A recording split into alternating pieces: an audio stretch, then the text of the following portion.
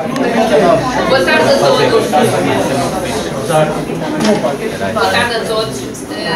Agradeço a vossa presença. Para começar, tenho que agradecer a presença do Sr. Deputado Luís Fazenda, que a Assembleia da República nos enviou para vir debater connosco um tema importantíssimo.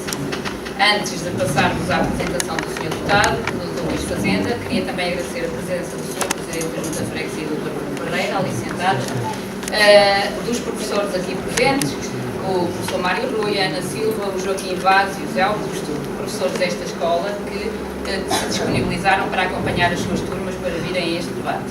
Quero também assinalar a presença das duas listas concorrentes ao Parlamento de Jovens, que estão aqui nas filas da frente, cujas eleições se realizaram na passada sexta-feira e da que saiu vencedora a lista W do 11º ano. No entanto, isto aqui não há vencedores nem vencidos, queria assinalar muito positivamente a forma como a campanha eleitoral decorreu de forma muito civilizada, de forma muito responsável e muito madura. Os deputados, candidatos das duas listas, provam a muita gente que continuamos a poder acreditar na capacidade de organização e mobilização dos jovens e na sua responsabilidade e elevado sentido cívico. E, por isso, agradeço a forma como tudo decorreu e a maneira como sei que irão representar de forma muito digna a nossa escola no Parlamento de Jovens. Passando à apresentação do Sr. Deputado. Pronto, quem está aqui sabe provavelmente, porque os cartazes estão afixados, o cartaz que está aí espalhado pela escola, que é da autoria aqui do Jaime Ferreira, da lista Alfa. O cartaz diz exatamente de que é que se trata este debate. Ele é inserido na iniciativa Parlamento de Jovens e o tema escolhido para este ano para o Parlamento de Jovens é crise demográfica, natalidade e envelhecimento. É um tema, como todos sabem, está na ordem do dia, é um tema importantíssimo e é importante também debatê-lo entre os jovens, pois vocês poderão ser, no futuro, uma parte da solução, a médio ou longo prazo. Mas melhor do que eu, estará o Dr. Luís Fazenda para vos falar deste tema e para discutir convosco este tema. Bom, o Dr. Luís Fazenda não quer que se façam grandes apresentações sobre a sua pessoa. Eu limitei-me a ir ao site da Assembleia da República, tirar alguns dados biográficos. Portanto, o Dr. Luís Fazenda é professor, é deputado pelo Bloco de Esquerda desde 1999. Foi reeleito em 2002, em 2005, 2009 e 2011 pelo Círculo Eleitoral de Lisboa. É deputado do Bloco na Comissão de Educação, Ciência e Cultura, portanto, estamos entre pares na Comissão de Agricultura e Mar e na Comissão Eventual para acompanhamento das medidas do Programa de Assistência Financeira a Portugal. Não sei se o Sr. Deputado quiser dizer mais alguma coisa sobre a sua intensa atividade na Assembleia, deixo-lhe a palavra para que o possa fazer. Bom, em termos de organização do debate, o Sr. Deputado irá dizer como é que quer que as coisas decorram, mas eu espero que haja da vossa parte uma ativa participação, colocando questões, resolvendo dúvidas, esclarecendo as vossas dúvidas. Obrigada a todos mais uma vez por estarem presentes e por dignamente fazermos nesta escola mais um debate que julgo da máxima importância para a vossa formação cívica e pessoal. Obrigada.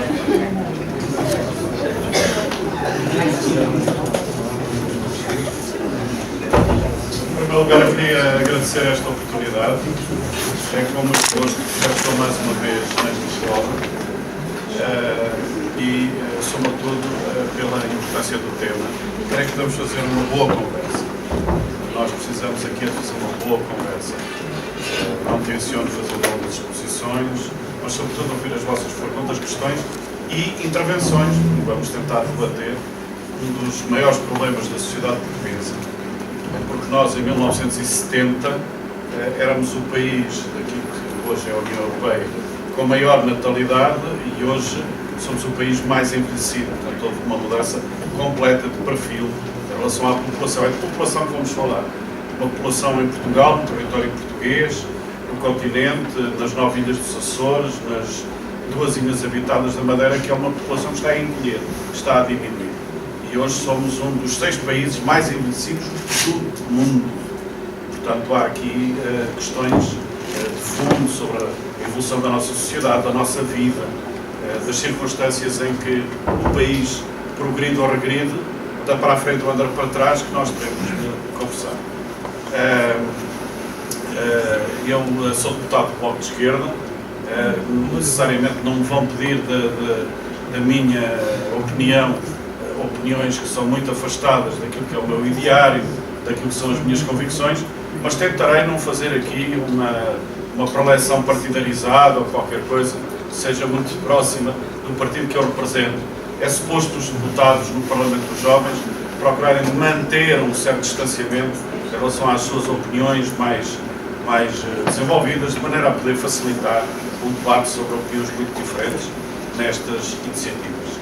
E, portanto, talvez fôssemos começando, porque crise demográfica, demografia, quem quer começar por falar de demografia, sabe-se o que é, o conceito de demografia, que é o primeiro, ou a primeira, demografia, diz, estudo da população, mais alto, estudo da população, é o design da população, é o estudo da população, e é disso que nós hoje aqui tratamos. Menos nascimentos, mais emigração, pessoas nascidas em Portugal, cidadãos portugueses, cidadãs portuguesas, que estão a ir para o estrangeiro. Diminuição da população. Isso é um facto controverso. Ninguém discute isso. Há, sinceramente, uma diminuição da população. Há demógrafos, ou seja, aquelas pessoas que estudam a evolução da população, que dizem que isso se deve não a um conjunto de causas que felizmente não ocorreram na sociedade portuguesa, de acidentes muito fortes, não houve nenhum acidente natural que determinasse uma diminuição populacional grave, não houve nenhuma conflagração militar, não houve nenhuma dessas circunstâncias absolutamente extraordinárias. Houve um processo paulatino, um processo lento de diminuição da população. Menor número de crianças nascidas e um maior número de pessoas a emigrar. Isso vai aumentando a pirâmide populacional e, ao mesmo tempo, envelhecendo o país. Portanto, esses demógrafos dizem-nos que as causas são sociais. E, portanto, será na área das causas sociais que teremos de encontrar as razões pelas quais a população do país está a encolher. Uns dizem que é por causa da mudança do perfil das famílias. Hoje as famílias decidiram a uma espécie de valoração das carreiras profissionais, da valoração dos modos de vida, aliado à descoberta há umas décadas e sobretudo à sua implementação, a culturação no país, no desenvolvimento do país, dos métodos de planeamento familiar, dos métodos contraceptivos. Bom, porque há uma nova expectativa de vida, insistem alguns, um tipo de causa social, houve uma redução de natalidade. Existem outros que não será por causa disso. Serão causas sociais, mas outras. Ou seja, a precariedade dos empregos, a dificuldade em encontrar saídas profissionais, dificuldades financeiras dos jovens casais, levam-os a diminuir o número de filhos ou até mesmo a adiar circunstâncias em que podem fazer prevalecer esses nascimentos. E, portanto, se uns dizem que é necessário regressar a políticas de família ativas, de maneira a criar uma espécie de uma pressão para o aumento do número de filhos por casal, outros dizem não, o que é preciso é resolver os problemas profissionais, financeiros, de política de rendimentos, política de preços, de maneira a que as pessoas possam ter outras condições para ter mais filhos e criar mais filhos. Tudo isto porque parece haver, também podemos admitir que haja opiniões em contrário, mas parece haver uma certa ideia de que um país deve repor o seu rácio familiar, ou seja, se um casal são dois, em princípio devem ter 2 filhos para haver uma certa estabilidade populacional. E hoje estamos abaixo desse rácio, os casais não têm e vão caminhando cada vez mais para uma média, a pouco e pouco lá chegaremos, que é de um casal, um filho. Portanto, não há reposição geracional, não há reposição populacional, pelo contrário. Portanto, há uma diminuição, a pouco e pouco, do número de filhos por casal. Bom, parece entender-se que esse será um bom objetivo, ter a reposição do número de 2 por casal, porque teoricamente seria uma espécie de manutenção geracional e de manutenção do número de ativos na população. Enfim, admita-se que pode haver outras opiniões. Aqui também nós temos que ter algum cuidado com projeções demográficas, porque elas muitas vezes são enganadoras. Dizer que daqui a 40 anos vai acontecer isto ou aquilo é muito tentador do ponto de vista de quem faz estudos para tirar conclusões e sugerir medidas ou políticas, ou seja, lá o que for que possa interferir com o futuro das pessoas, mas 30 ou 40 anos é muito tempo e nesse tempo pode passar-se muita coisa, muitos fatores de ordem política, económica, cultural, etc., que podem alterar completamente as projeções da população. As projeções da população não se alteram positivamente em 1 ou 2 ou 3 anos, mas, no entanto, 30 ou 40 anos é uma escala demasiado larga para ter esse tipo de projeções como absolutamente seguras, firmes de que isso assim sucederá. Há também, associado a este debate, porque é que diminui o número de nascimentos, porque aumenta o número de idosos, isso todos sabemos, não é? Felizmente, a saúde tem vindo a ter grandes desenvolvimentos, quer pela investigação científica, a investigação de novos fármacos, o desenvolvimento de terapias mais avançadas que permitem que as pessoas tenham tratamentos mais adequados, a cobertura de sistemas públicos de saúde, isso hoje, enfim, já se começa a apresentar algumas dificuldades, porque os governos têm vindo a reduzir os investimentos que fazem nos sistemas públicos de saúde, mas mesmo assim nós, na Europa, em Portugal, temos uma cobertura ainda muito assinalável por parte do sistema público de saúde, mas tudo isso leva a aumentar a esperança de vida das pessoas, e em Portugal, desde o 25 de Abril, a esperança de vida das pessoas, a esperança de viverem mais aumentou muito em relação àquilo que era a realidade anterior. Pronto, isso é pacífico, também todos nós concordaremos com isso.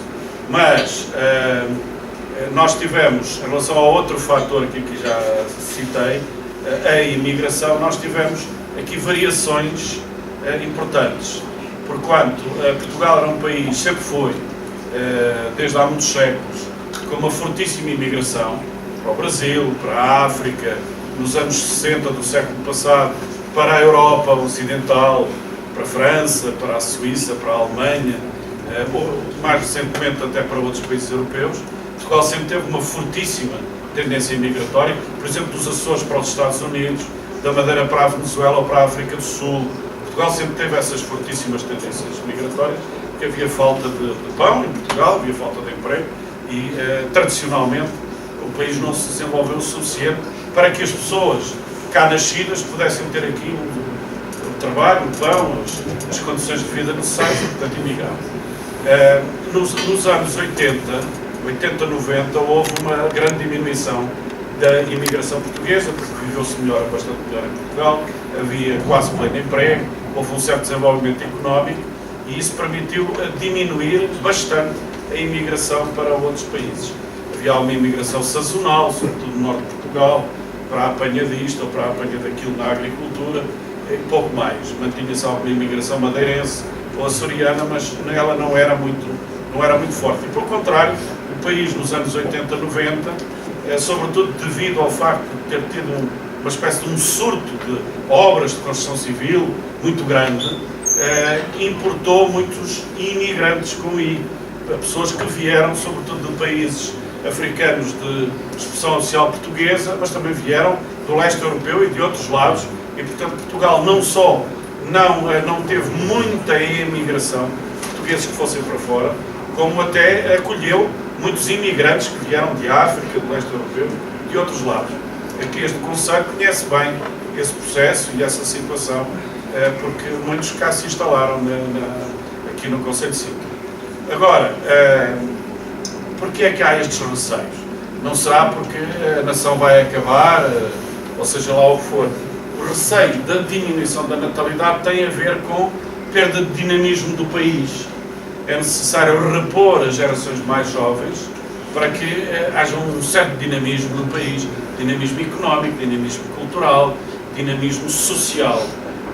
Um país sem juventude é um país que empobrece também, não apenas do ponto de vista económico, mas do ponto de vista da inovação, do desenvolvimento de coisas novas, de produtos novos, de ideias novas, tudo aquilo que um país precisa para se reproduzir, para se ir reproduzindo ao longo do tempo.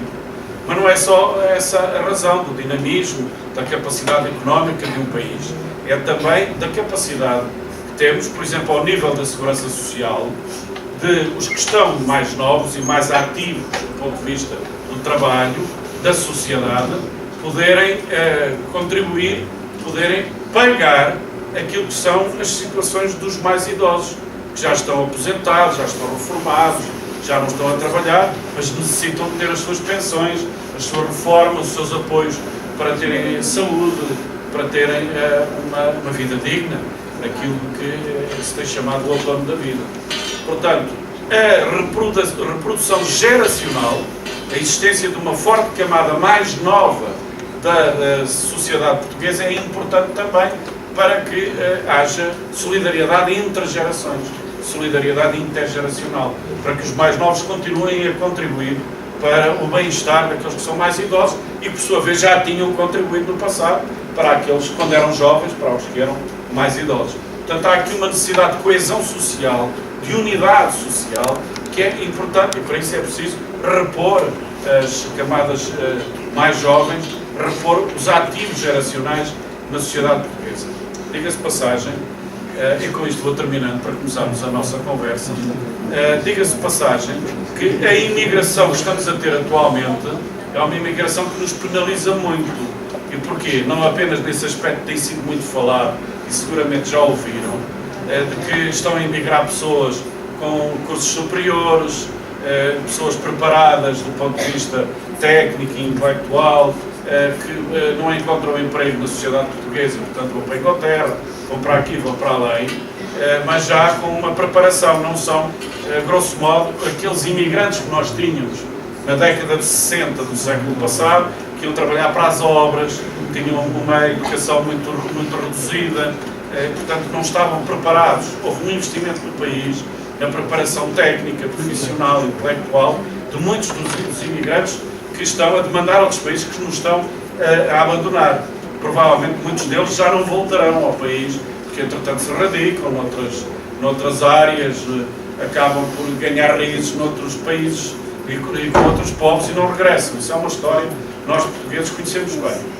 Agora, o que é mais penalizador ainda dessa imigração é que ela é em grande parte jovem. Ou seja, são pessoas muito novas que estão a sair do país. E, portanto, para a tal ideia de renovação geracional, vai penalizar duplamente. E, portanto, é uma imigração que nos é muito nefasta, que nos é muito negativa, esta que está a acontecer. Eu devo dizer que eu tenho a minha opinião sobre estudar ou trabalhar lá fora, e eu até tenho uma opinião positiva sobre isso. Acho que é importante que as pessoas, quando querem, quando gostam, quando o fazem por escolha própria, possam ir para outro país, aprender, estudar outras coisas, trabalhar noutras coisas, e mais tarde, se quiserem, regressar. Mas isso é por escolha, nós não temos esse processo, é muito reduzido na imigração que nós estamos a ter. Nós estamos a ter uma imigração forçada.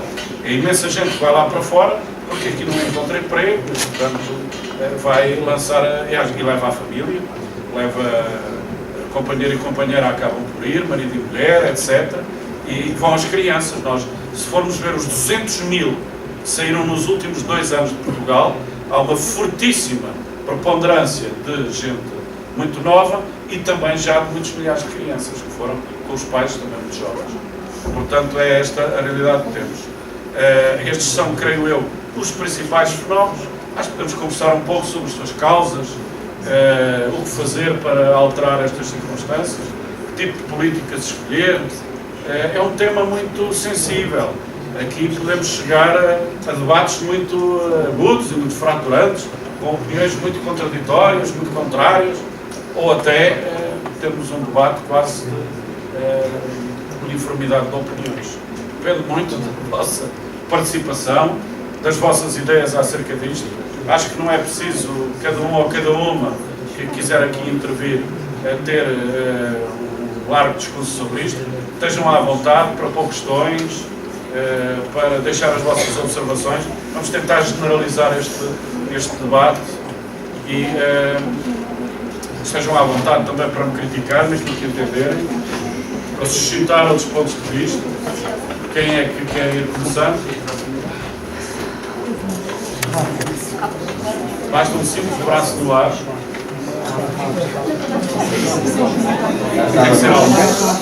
Aqui a vossa colega vai falar.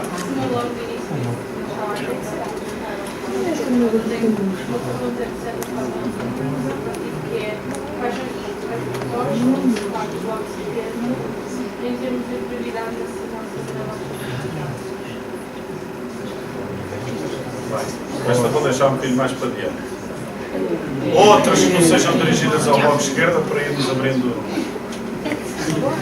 Qual é a sua opinião pessoal, sem ser do partido oficial, sobre a questão da queda da taxa de natalidade?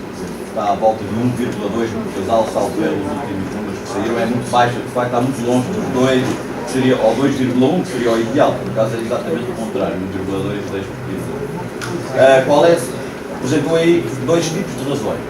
Uma cultural, que as pessoas têm mais acesso à contracepção e ao planeamento familiar, e outra de ordem económica, que de facto os casais novos ganham mal, têm empregos precários, e ter um filho custa muito dinheiro hoje em dia, criar um filho. Eu sou pai, eles são candidatos a pais, mas sabem a despesa que dão em casa. Qual é a sua opinião pessoal? Qual é a causa principal, ou são ambas as causas para essa quebra de natalidade? Portanto, uma questão de mais cultura em termos de contracepção. No nosso tempo, na idade deles, não tínhamos noção da contracepção, eles já têm, infelizmente, nesse aspecto. Portanto, culturalmente, houve uma evolução positiva, muito positiva. Por outro lado, há a questão económica, que eles também sabem, que em casa já têm alguma idade, os pais, com certeza, de vez em quando falam com eles, não podemos fazer este tipo de despesa porque a situação está complicada. Qual é se é um conjunto das duas causas, ou qual é a sua opinião pessoal, se há um peso maior numa causa ou de outra, ou estão ambas? Eu não esqueço disso. Nós temos que ter uma opinião relativamente contraditória sobre isso. Eu, por um lado, acho que foi uma enorme vitória da sociedade, uma enorme vitória da civilização, a descoberta dos meios contraceptivos avançados, regulados quimicamente, e outros permitiram uma outra liberdade e autonomia, em especial às mulheres, na nossa sociedade. Quer dizer, criaram-se fatores que permitiram uma maior igualização da vida entre os géneros. E isso é só de saudar. Porque aquelas mães que eu conheci quando era miúdo, sou conhecido quando era miúdo também, tinham carradas de filhos, isso derivava não só da incapacidade da utilização desses métodos, que não eram conhecidos ou não estariam suficientemente divulgados, ou da pobreza, não é? Portanto, famílias muito pobres, com uma ranchada de filhos, isso não era futuro nenhum para nenhum deles, não é? E, portanto, nesse aspecto, houve uma enorme evolução. Portanto, nesse aspecto, não me custa que tenha havido uma redução do número de filhos por casal. Agora, do outro lado, creio que isso, do ponto de vista social, é negativo, como me esforcei aqui por demonstrar, para a subsistência dos sistemas de segurança social, de apoio aos mais idosos, para a renovação do dinamismo económico das sociedades, etc. Eu tenho um filho e uma filha que já têm as suas famílias formadas, ambos não têm filhos, não têm netos. Já devia ter há uns aninhos. E, portanto, eu vou-lhes não gosto de os torturar com isso, mas tempo a tempo pergunto. Então, ainda não decidiram a nada e tal. E a resposta que me dão é: não tem estabilidade profissional. Eu até posso achar como... Agora, principalmente, acho que a evolução do papel social da mulher nos últimos 30 a 40 anos também é muito delicada. Acabou também por levar a que nós, mulheres, não é? Decidimos ter filhos muito mais tarde e muito um número menor de filhos. Justamente pelo papel ativo que começámos a ter há 30 ou 40 anos, não é? A minha geração de meia idade teve mais domésticas, portanto são as avós destes meninos. Logo, o papel ativo enquanto trabalhadora da mulher também vai condicionar imenso o número de filhos. Se quisermos, podemos ter. E depois, outro problema que advém da gravidez tardia, que é a não gravidez, ou seja, os problemas de infertilidade começam a surgir também muito no nosso mundo envolvido, devido à gravidez tardia. Sim, isso é, a meu ver também, são todo um conjunto de factos, não é? Por exemplo, a minha filha mais nova, agora perguntaram uma opinião pessoal, a minha filha mais nova concluiu a licenciatura há 10 anos. E há 10 anos que trabalha, mas ainda não encontrou estabilidade profissional. Portanto, acha que ainda é cedo. E, portanto, a gravidez mais tardia. Bem, eu fico sempre naquela dúvida se é tardia ou nunca, não é? Portanto, acho que estou a viver essa... Mesmo que seja tardia, o número de filhos vai ser condicionado sempre por uma sempre com o papel... Claro, porque aqui se alia aquilo que já aqui falámos dos meios de contracepção e do planeamento familiar e a carreira profissional e o trabalho profissional das mães. Teríamos de ter aqui outra discussão, é sobre a partilha das responsabilidades entre homens e mulheres, nas famílias e tudo isso. A minha mulher foi professora toda a vida, teve 2 filhos e portanto, 30 e tal anos, quase 40 de carreira profissional, não a inibiu de ter filhos, mas enfim, isso obrigou-nos também a partilhar muita coisa, não é? Acho que essa discussão também vale a pena. Houve uma evolução de ambos os papéis. Tem que haver, também tem que haver uma evolução. Claro. Quando a minha mulher fez o estágio profissional, eu fiz de pai e de mãe, não é? Portanto, tivemos que nos dividir. Creio que esses aspectos também são importantes aqui neste tema para o futuro, senão vai ser muito difícil. Mas a minha opinião é essa, que é ditada pela minha experiência. Dizem que não há estabilidade profissional, estamos sempre a recibos verdes, a contratos a termo e mais não sei o quê. Queremos mais um pouco de estabilidade profissional. Eu duvido que os tempos políticos que vamos vivendo que a venham a ter, não é? Portanto, há de chegar a uma altura em que o relógio biológico diz assim, ou é agora ou é nunca. Ou então vamos girar para um outro instituto, que é o da adoção, que é outro mundo, não é? É um mundo bastante complicado, diga-se de passagem. Mas, além atrás, alguém queria falar? Vem para aí um braço do ar.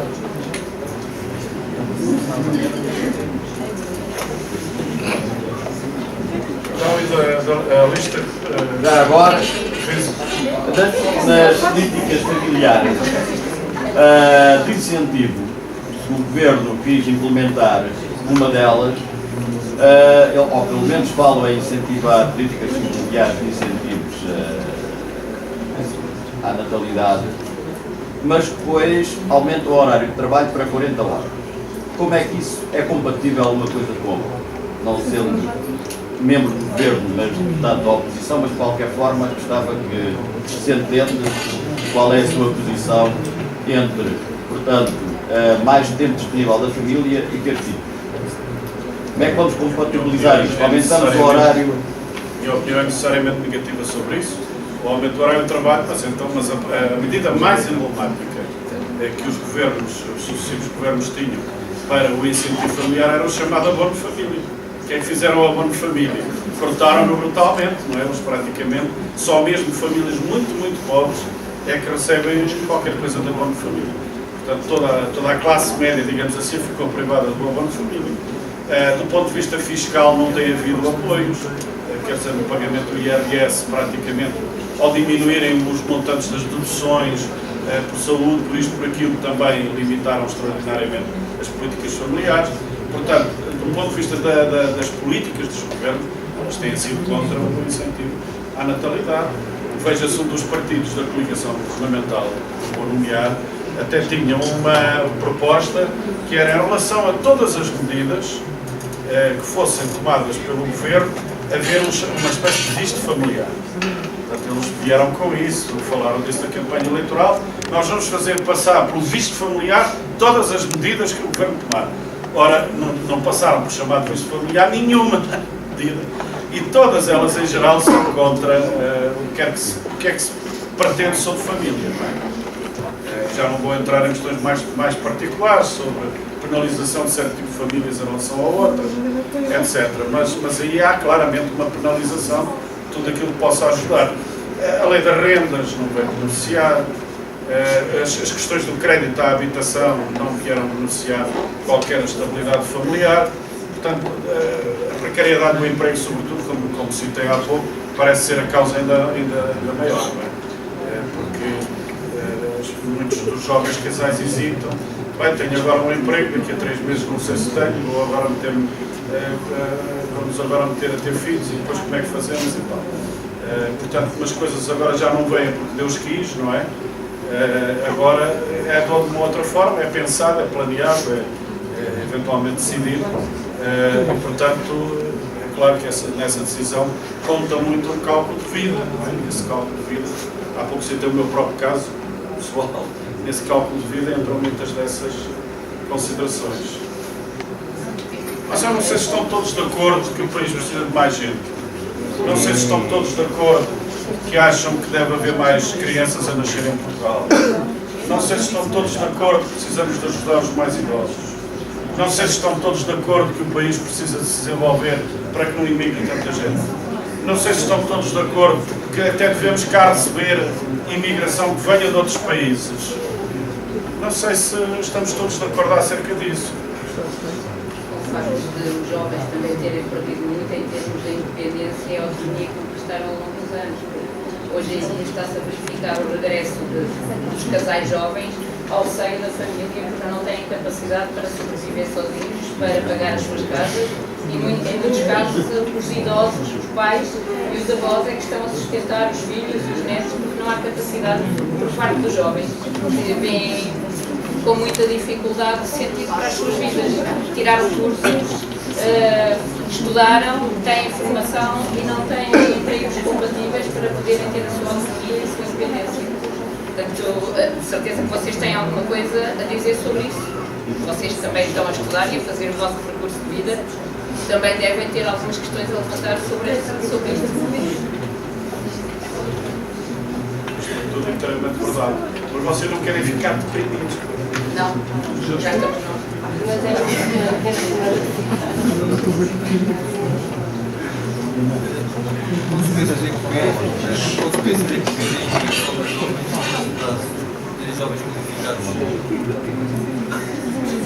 Uma boa pergunta, há mais? Podemos ir ligando umas perguntas umas às outras. O vosso colega perguntou que consequências é que se podem ver da imigração dos jovens a longo prazo. Outras perguntas? Medidas para reverter.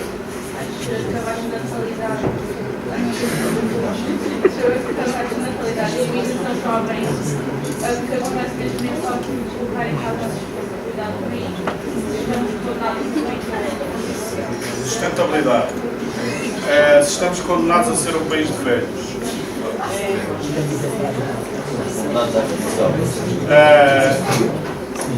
Vou insistir, eu há pouco tinha dito que a imigração nos últimos 2 anos, mais de 200 mil pessoas, é sobretudo jovem e uma boa parte dessa imigração é qualificada, no sentido de tirar licenciaturas, mestrados, cursos médios, etc. E, portanto, o país, nós, todos os contribuintes, aqueles que vamos pagando impostos para este país funcionar, contribuímos para a formação deles, e ainda bem. Agora estamos a dar de barato a outros países o investimento que nós fizemos na formação dessas pessoas. Portanto, aqueles milhares de enfermeiros, que é o caso mais conhecido, foram para a Inglaterra, o Serviço Nacional de Saúde inglês está a beneficiar da preparação que nós, portugueses, pagamos para os ingleses terem aqueles profissionais preparados, não é? Ora, isso ajuda, isso reforça uma espécie de desenvolvimento desigual, porque a Inglaterra até é um país com maior riqueza que Portugal e, portanto, não precisaria desse tipo de solidariedade que nós estamos a prestar através deste mecanismo perverso. Agora, de um ponto de vista geral, é verdade que a prazo é muito difícil que muitos destes jovens que imigram regressem. Muito difícil. Em parte porque alguns deles acabam por fazer carreiras profissionais noutros países, em parte porque se juntam ou se casam lá com outras pessoas e, portanto, criam laços nessas sociedades. Isso é natural, é humano. Ou têm outras oportunidades que não teriam, não é? Eu vou-vos dar um exemplo, até para fugirmos um bocado aqui ao nosso contexto.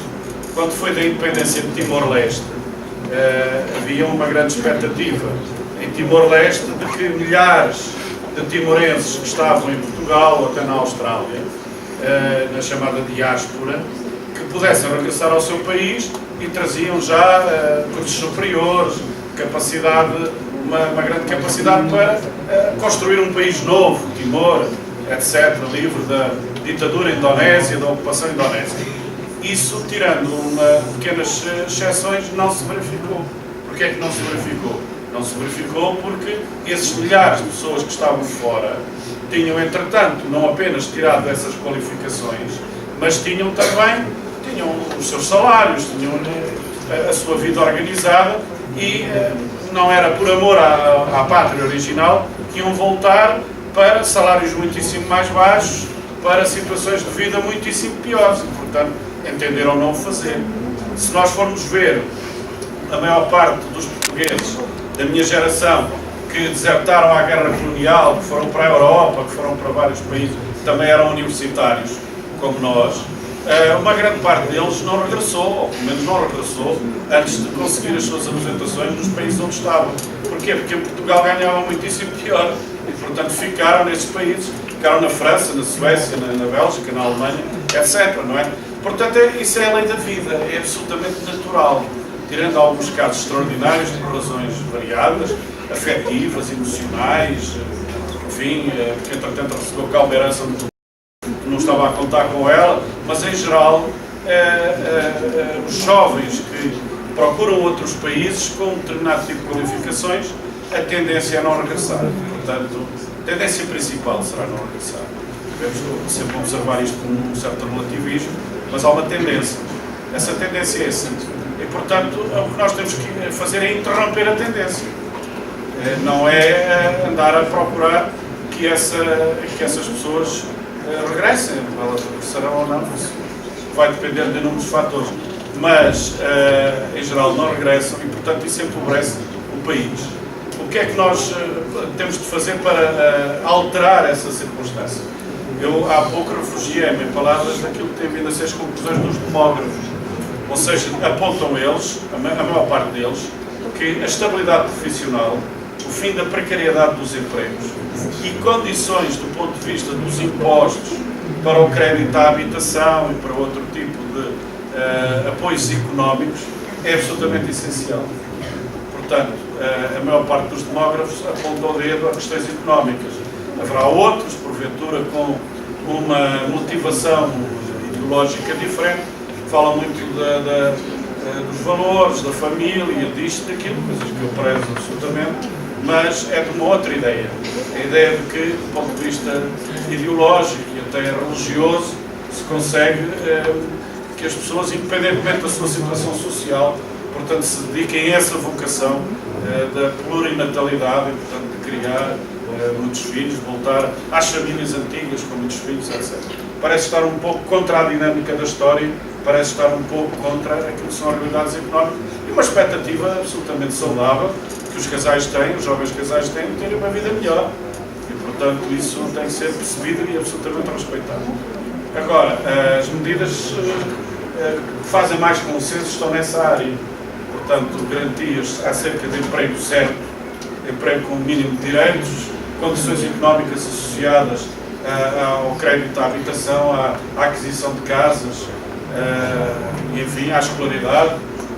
Quando se faz tanta guerra por causa das propinas e disto e daquilo, por alguma razão será, é porque a educação, embora constitucionalmente dita que é tendencialmente gratuita ou progressivamente gratuita, que é um advérbio giríssimo que está lá na Constituição, mas na verdade ela não é.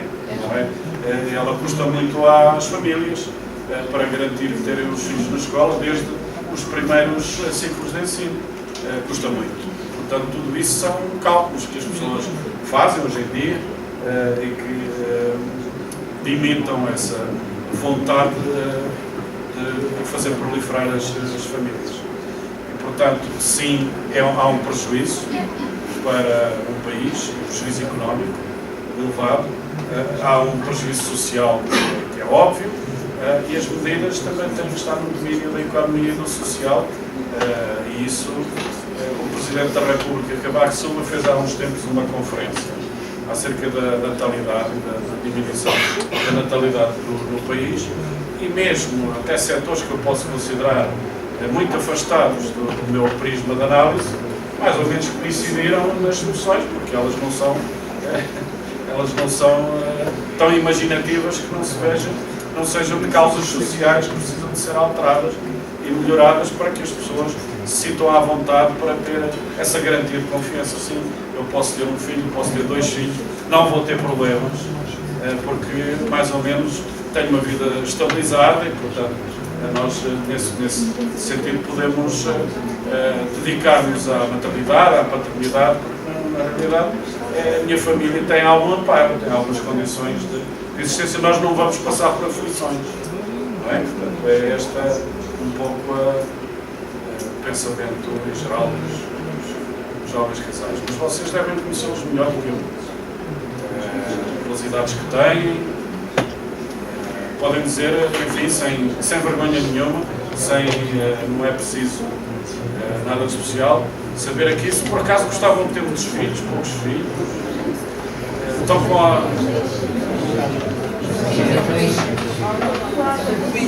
Eu ouvi falar para aí 3, que era uma coisa. Quem quer falar? Por favor. Só você não vai.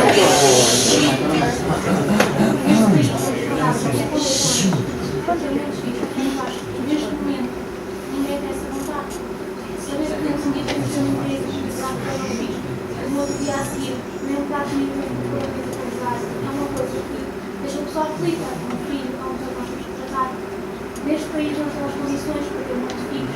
Ao para ter filhos, neste momento, casais novos não têm empregos fixos. É impossível que podem ter muitos filhos quando não são as condições para tal. Em relação à migração, o senhor Primeiro-Ministro disse então, é essa a discussão que temos este tempo todo que imigram. Por isso.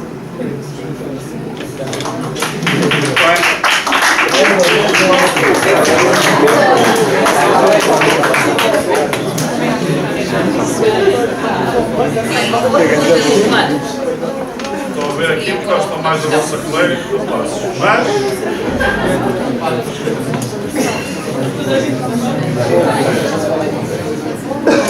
Outra coisa, não faz diferença. Quem é que queria falar daí? Botíssimo que não. Botíssimo.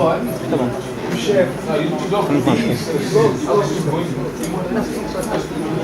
Foste eleito porta-voz da Copa.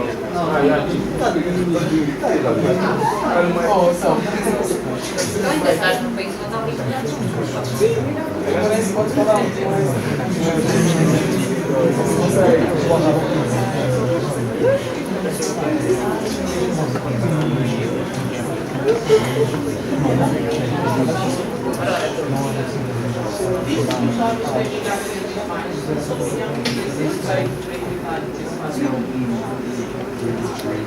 Então a imigração só, há mais questões. Já que precisam sim aumentar a natalidade, porque não reforçam mais a política da natalidade.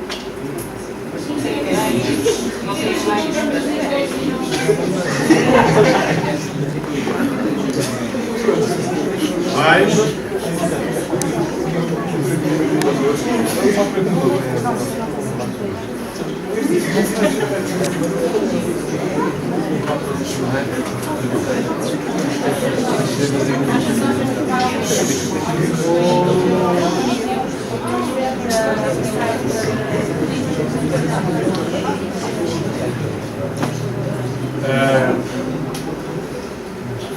Eu já vou às questões que levantaram ali daquela hora. Se nós estudarmos, eu não queria aqui passar por números, que acho que vale a pena. Os dados do problema são aceitos por toda a gente, portanto convém a discutir as causas e as ideias à volta disto. Há cerca de 20 anos atrás, os países nórdicos do norte da Europa tiveram uma quebra súbita de natalidade e, entretanto, recuperaram políticas de família. E essas políticas de família têm vindo a dar bom resultado, porque o nível mais baixo da natalidade deles é o nosso nível mais alto, portanto, e dos vários países do sul da Europa. Nós estamos a falar de Portugal. Portugal é um caso extremo, mas todos os países do sul da Europa, da União Europeia, têm vindo a baixar a natalidade. Portanto, e agora os países mais a norte têm vindo a repor alguma natalidade. E o que é que eles fizeram? Exatamente quais as medidas, não é? Políticas de família, tendo em conta questões fiscais, subsídios, apoios a mães sós, apoios a famílias em dificuldades. Portanto, é com mecanismos de segurança social e com mecanismos de isenção de impostos que essas sociedades começaram a recuperar.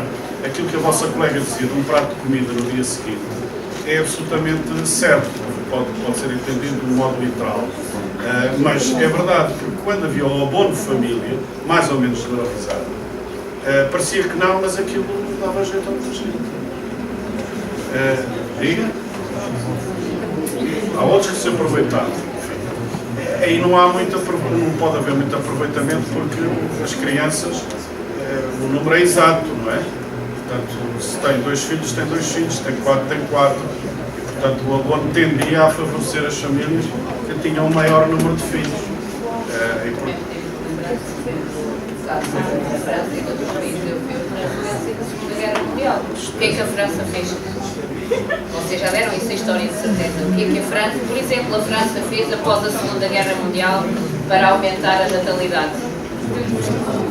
O que é que fazia às famílias? O que é que dava às famílias para que as famílias tivessem mais filhos? Condições e incentivos do ponto de vista económico e financeiro, até se, não sei, mas às vezes até se conta em título de anedota que os franceses, a determinada altura, tinham filhos conforme o eletrodoméstico que necessitavam para casa, porque sabiam que por cada filho iam receber um determinado valor em dinheiro por cada filho a mais que tivessem. E planeavam até o equipamento do lar em função disso. Mas o que é um facto é que foram aumentando o nível dos filhos, o número de filhos que tinham. Mas neste momento estão a voltar atrás também como nós, não é? Mas tem uma frequência na imigração. Exatamente. Há muito imigrante para a França que se permite manter bases populacionais elevadas. Mas esse aspecto que a professora aqui está a referir, nós já temos a nível local num lado ou no outro. Já há alguns municípios e algumas freguesias que até dão um certo dinheiro por cada filho. Normalmente em sítios onde praticamente já não há crianças. Já temos cálculos de Já não temos. já não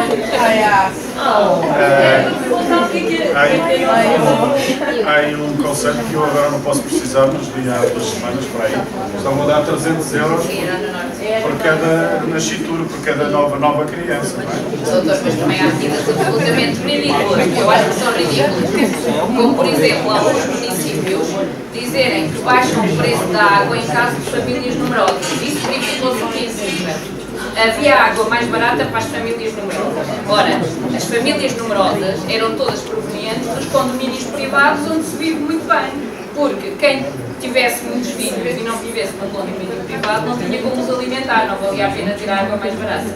Portanto, é uma medida absolutamente ridícula que acaba por beneficiar sempre os mesmos, porque Isso são era os para mesmos que têm mais piscinas, não é? Isso era para encher as piscinas, exatamente. Eu acho que havia meia dúzia de famílias apoiadas pelo Smart Sintra, só para serem famílias numerosas.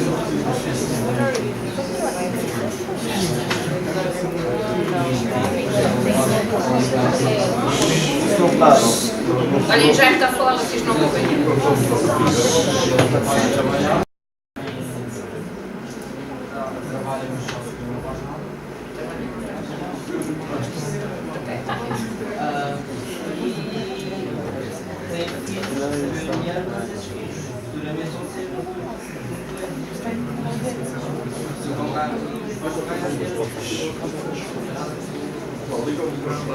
Eu também. Ainda bem. Eu.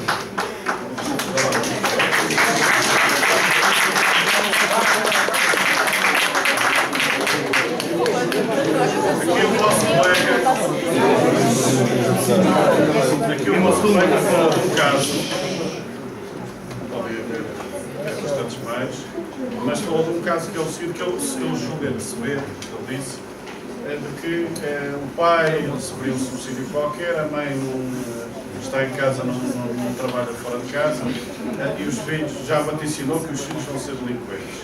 Ora, isso cuidado com isto, não é? Porque isso leva-nos a uma divisão social muito complicada. Porque se nós vaticinarmos que todos aqueles que hoje são filhos de desempregados ou disto ou daquilo vão ser delinquentes, nós temos uma sociedade completamente dividida. Portanto, há um certo preconceito em relação a pessoas pobres que recebem subsídios da Segurança Social. Nós não devemos ter esse tipo de preconceito. Do rendimento mínimo e de outro tipo de coisas, não devemos ter esse tipo de preconceito. Porque essas políticas existem exatamente para que a sociedade não se divida entre aqueles que acabam por ser encaminhados para o banditismo e aqueles que até tiveram oportunidades na vida. Exatamente, as políticas sociais é para socializar todas as pessoas e tentarem encontrar, que todas as pessoas encontrem um caminho, um emprego, um lugar. Nós podemos perceber perfeitamente que aqueles que imigram hoje, estamos aqui a falar muito de imigração, porquê? Porque não querem entrar por um caminho de estruturação, nem por um caminho da marginalidade, nem por um caminho de nada disso. Agora, nós não podemos achar que vamos castigar o pai e uma mãe porque recebem subsídios e os filhos já sabem o que é que eles vão ser.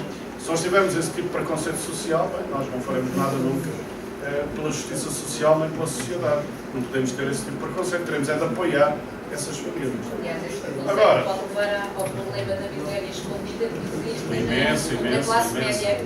A Câmara de Sintra é uma Câmara também bastante endividada. Eu acho que ele devia ter sido. Não, Coimbra também é bastante endividado. Ele fez uma associação que é estádios de futebol, grandes dívidas. Coimbra fez um estádio de futebol, tem uma grande dívida. Sintra não fez, até fechou para ali uma pista de tartan e etc. Foi ao contrário. Esse deu prejuízo ao seu.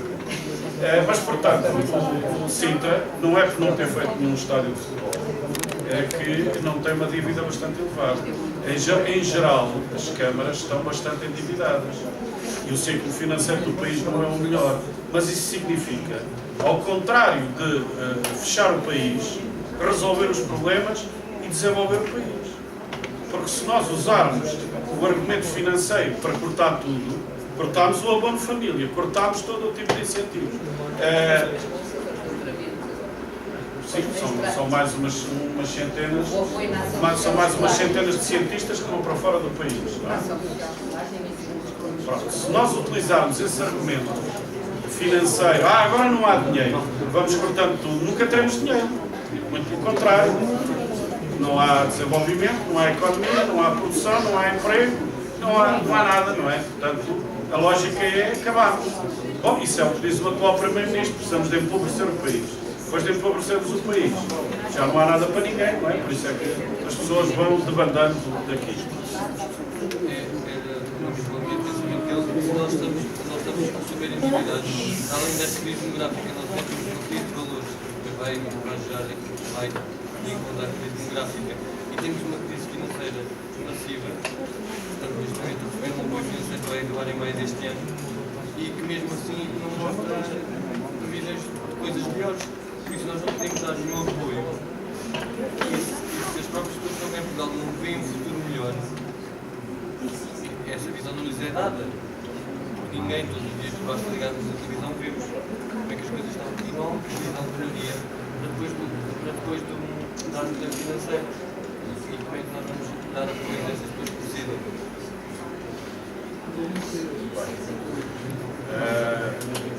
Isso obriga-me a ir um pouco mais longe das minhas opiniões políticas. Espero que entendam isso. A chamada ajuda financeira de 78 mil milhões tem como juros perto de 40 mil milhões. Portanto, é uma ajuda que faz favor. Os 78 mil, está cá 40 mil milhões de juros. No mínimo, nós não podemos chamar ajuda. Já aqui para o nosso ambiente. O empréstimo que nos fizeram, aquele juro, que Portugal foi lá pedir, não o meu partido, por acaso, mas enfim, o atual governo e o Partido Socialista foram lá pedir aquele empréstimo. Mas não é nenhuma ajuda, nem é concebido como tal, nem lá fora ninguém acha que seja uma ajuda. Isso é uma história da carochinha. 78 mil milhões, cobrar praticamente 40 mil milhões, isto é uma extorsão. Em bom rigor, trata-se de uma extorsão. Agora, vamos dizer, estamos super endividados. Bem, estamos mais agora do que estávamos na altura em que se foi buscar o empréstimo e a troika. O endividamento do país aumentou fortemente. E porquê que o endividamento do país aumentou fortemente? Devido às políticas da troika. Porquê? Porque a economia ficou para trás, é só preciso pagar. É só preciso pagar.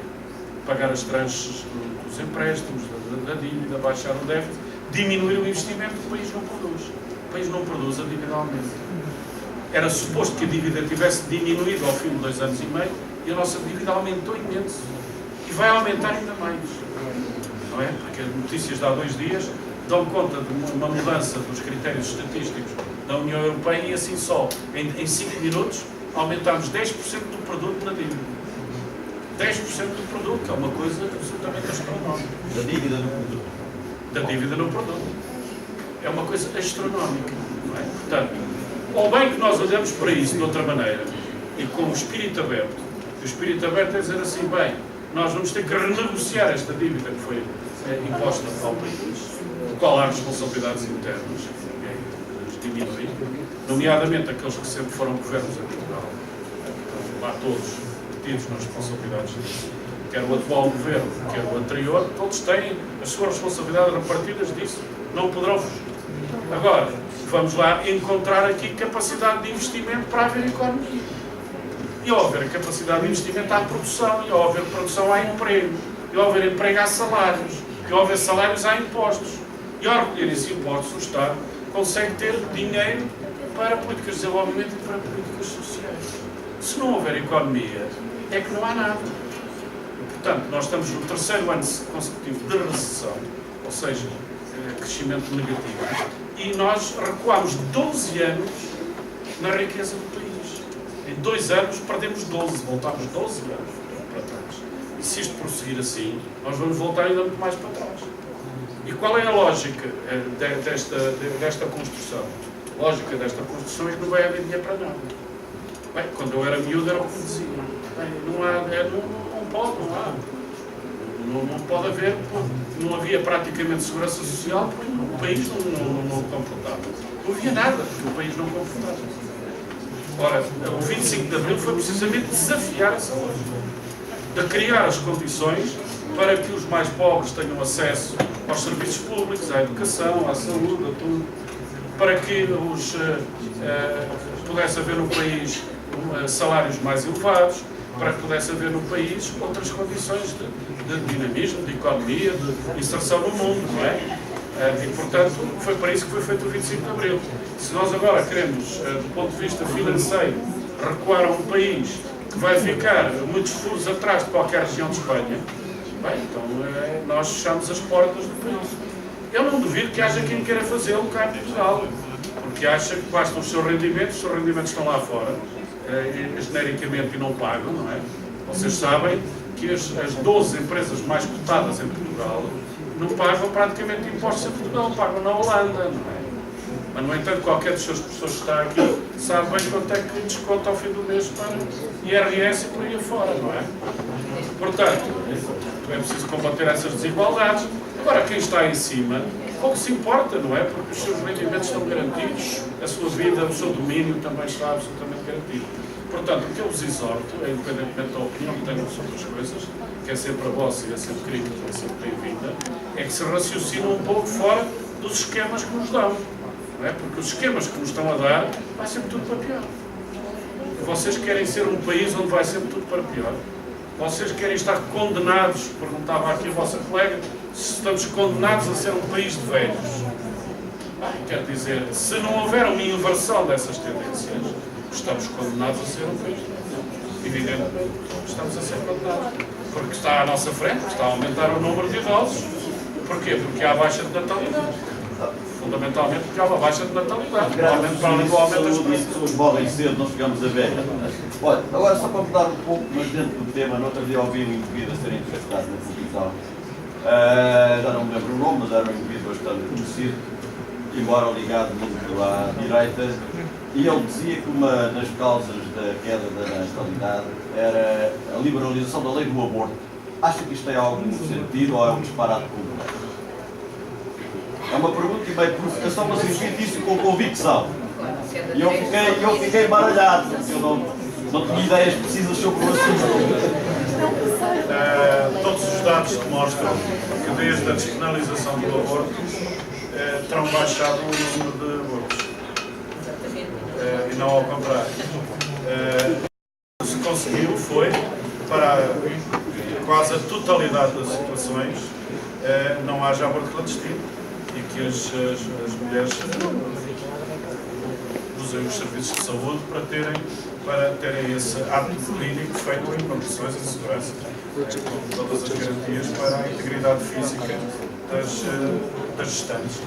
E, portanto, isso é um disparate completo, até porque não é sustentado nos números, não é sustentado na vida, mas pelo contrário. Aliás, toda aquela parafernália que se fez antes do referendo, tudo aquilo, durante 10 anos, a ser o país e entrar, não se sabe bem em quem, já passaram uma noção de anos, não se passa nada, tudo entrou na normalidade, enfim, esses pânicos que a direita, sobretudo, uma certa ideia a direita ligada muito a uma instituição religiosa fez, enfim, não se consumaram, nada acerca disso.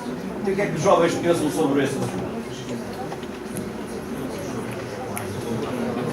Leonardo, o que é que pensas sobre este assunto? Qual é a relação que se faz entre a taxa de natividade e a Natalidade era a nossa colega. Este é em espanhol, Estava a pensar na natividade que é em espanhol é assim.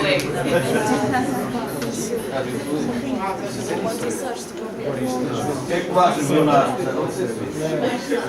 Não pensaste no assunto? Força. Se fosse pode ficar em efeito por causa da nacionalidade do país, mulheres que vão morrer quando os abortos são feitos muitas vezes. Mas é claro que vamos ter a percepção da percentagem de abortos feitos, que são clandestinos, nunca ninguém vai ter a certeza do que aconteceu.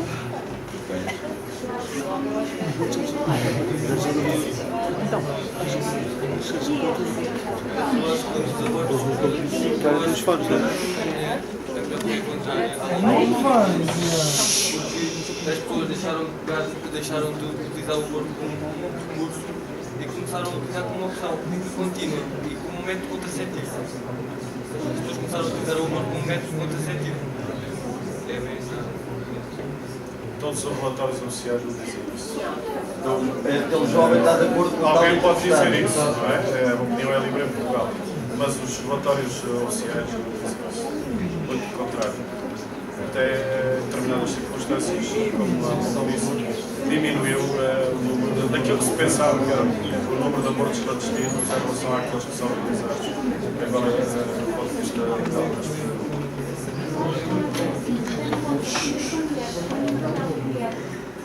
deve haver, primeiro vai muito independente de mulher que são e mentalmente uma pessoa é a continuação do filho, já que não é tão usado como curso de conservação, mas como as pessoas têm noção que podem tratar da criança. Acho que também é aquilo que se pede muitas vezes as mulheres, não têm condições para dar uma vida na vida que merece. Também não gostei. Às vezes eu acho que vocês vão ser muito novas. Nós não vimos 12 anos de oficinas para lá. Se ela não tiver os seus pais, não vai ficar muito na pessoa. Eu acho que uma mulher não deve fazer uma coisa como contraceptivo. Não sei se é a mesma opção.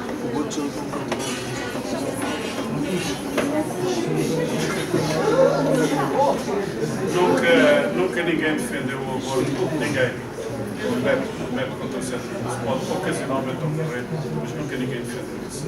Agora, os dados públicos que existem, incluindo o atual governo, não é suspeito de ser de esquerda, dizem exatamente o contrário da tua suposição. Dizem exatamente o contrário. Portanto, nesse aspecto, muita coisa mudou para melhor na sociedade portuguesa. Não se perseguem mulheres que tiveram de tomar uma decisão difícil em determinado momento, muitas adolescentes, etc. E houve uma capacidade da sociedade entender estes casos de um modo completamente diferente. Já agora com outra tolerância e com outro espírito cristão, diria. Mas, em relação a isso, como mulher e atendendo à geração que pertenço, choca-me imenso ver esse tipo de argumentos da parte de jovens, porque esse tipo de argumentos é dar argumentos à direita, àquela direita radical que quer fazer voltar o país atrás em termos civilizacionais, incluindo até, há muita gente radical no CDS que quer fazer de novo um referendo e voltar atrás com a lei da interrupção voluntária da gravidez, nada de confundir as coisas. Isso seria um retrocesso civilizacional que a mim me chocaria profundamente. Eu sei, mas e os dados dos relatórios não dizem isso, não dizem que aumentaram o número de abortos e que as pessoas estão a usar o aborto como método contraceptivo. Eu acho que as portuguesas consciencializaram muito bem o que é que representava, o que é que representa a lei da interrupção voluntária da gravidez e fizeram-no com bastante consciência e acho que isso não está acontecendo. A minha outra coisa que me preocupa, e há bocado estava aqui a ouvir uma pergunta em que se dizia mas o que fazer porque os dados que nos estão a dar representam que está tudo mal e que no futuro vai ficar tudo mal e as informações que nos dão, e a mim preocupa-me, dá-me ideia que os jovens, isto é que me preocupa imenso, contrariamente à minha geração e a outras em que lutámos tanto para podermos falar, em que conseguimos ter uma revolução que nos deu a liberdade de expressão e nós nos fomos manifestando o mais possível. O que eu vejo agora nos jovens é a informação que nos dão, aquilo que nos fazem chegar. Os jovens parecem uns seres passivos, que não têm a opinião própria e que não têm vontade de lutar para defender as vossas convicções e os vossos direitos. O que está aqui em causa é o vosso futuro, é o futuro da vossa geração, dos vossos filhos, de uma data de gerações a seguir. E nós não podemos estar nesta passividade à espera que eles, os tais, nos deem informação, nos digam o que fazer, decidam por nós. Está nas vossas mãos decidir. E decidir é debater, discutir estas questões com os amigos, participar. E participar é participar em debates, é participar em discussões e é, assim que tiverem a hipótese de votar, votarem. O que se tem verificado nos últimos anos é que os jovens estão-se a aliar cada vez mais da intervenção cívica, da intervenção pública, da intervenção ativa e, portanto, deixam nas mãos de outros a resolução dos problemas que vão enfrentar no futuro.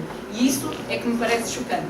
É por isso que eu acho tão importante que nós possamos debater entre todos e com pessoas que normalmente já o fazem, que foram eleitas como representantes nossos na Assembleia da República, que venham debater connosco, mas que vocês usem um direito que vos foi dado, esse sim, a vocês e a nós todos, o direito a ter opinião e a liberdade de expressão.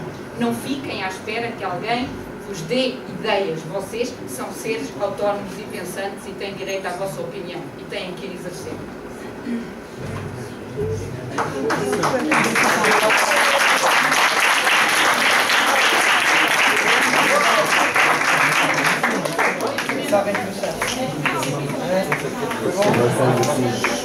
Acabou de investigar. E a conclusão que chegou, acho que foi essa questão para decidir. Não, na minha opinião, essa decisão é muito profissional, muito pela religião, e muito porque acho que praticamente faz parte da qualidade decidir por eles.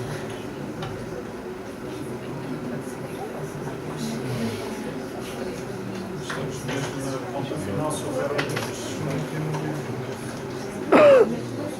Bem, esta matéria. Faz favor.